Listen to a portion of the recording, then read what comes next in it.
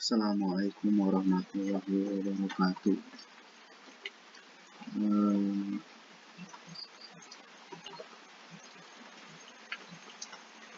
Selamat pagi atau siang, Ibu, Bapak dosen. Perkenalkan, nama saya Ade Rahmat dengan NIM 22024240111 dari program studi informatika. Pada video presentasi kali ini, saya akan memaparkan analisis mendalam mengenai salah satu krusial RPL, yaitu analisis fungsional dan non-fungsional. Sebagai dasar implementasi, saya menggunakan studi kasus pada ekosistem aplikasi layanan on demand yang sangat dekat dengan keseharian kita, yaitu Gojek dan Grab. Mari kita masuk ke pembahasannya.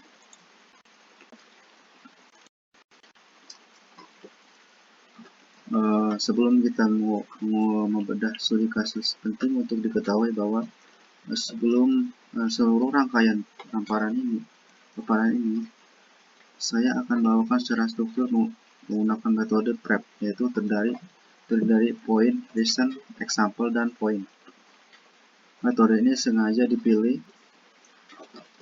karena rekayasa perangkat lunak bukan lagi sekedar ilmu teoritis melalui kerangka PrEP. Kita dituntut untuk menanyakan point atau inti kebutuhan sistem secara ringkas, menjabarkan reason atau landasan argumensi, memberikan example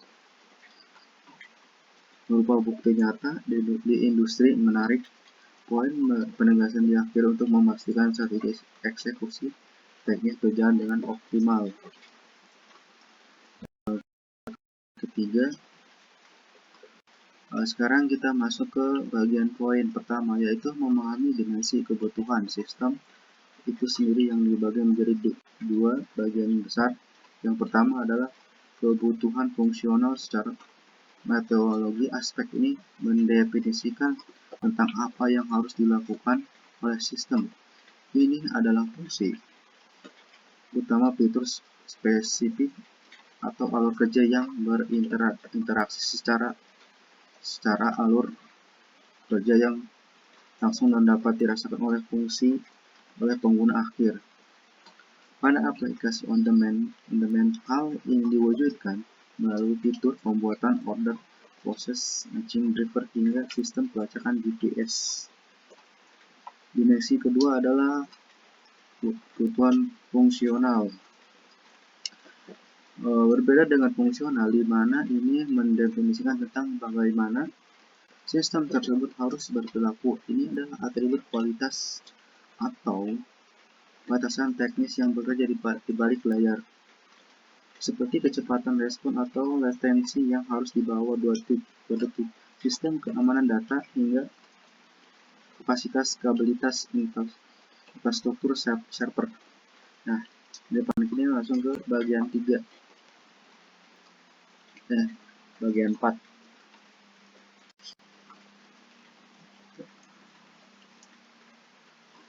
Ke bagian 4 ya.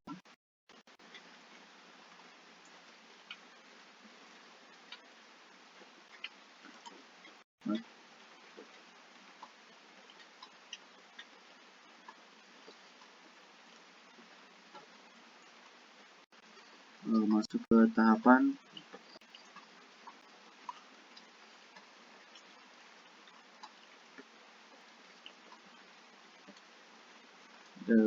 masuk ke 4, yaitu example study kasus objek Grab. Untuk memberikan pembuktian nyata atau example, mari kita membedah bagaimana arsitektur aplikasi besar seperti Gojek, Grab bekerja saat menghadapi tantangan dunia nyata. Dari sisi fungsional, kita tahu sistem menjalankan fungsi secara real time di kalkulasi tarif otomatis. Namun, tantangan terbesar adalah di jam sibuk atau peak hours, di mana jutaan orang memesan layanan secara bersamaan. Disinilah kebutuhan non-fungsional bekerja menggunakan teknologi auto scaling. Di komputer awam, server akan mendeteksi lonjakan tarif dan menambah kapasitasnya sendiri secara otomatis demi menjaga latensi tetap berada di bawah 2 detik. Selain itu, tim Azure menerapkan metode Moskov sebagai teknik manajemen backlog yang memprioritaskan fitur must-have yang wajib berjalan dengan standar keamanan skripsi tinggi. Nah, sekarang kita ke bagian ke-6. Sebagai poin penegasan akhir, analisis yang kita lakukan melalui kerangka PrEP membuktikan bahwa kualitas sistem atau kebutuhan non-fungsional merupakan penentu utama dari kesuksesan berjalan fitur utama pada aplikasi skala besar. Secara teknis, sistem yang andal wajib didukung oleh otoritas jalur pekerjaan.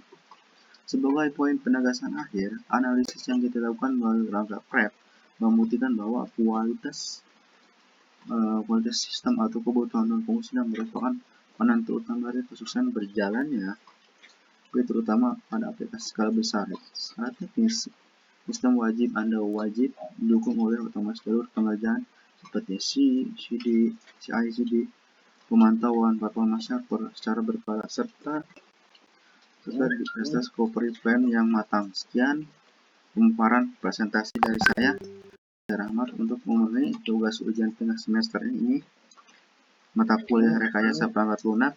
Terima kasih yang sebesar-besarnya atas perhatian Bapak, Ibu, dosen. Jika ada pertanyaan atau tanggapan dari hasil analisis ini, persilakan, dan terima kasih. Dan selamat pagi dan siang.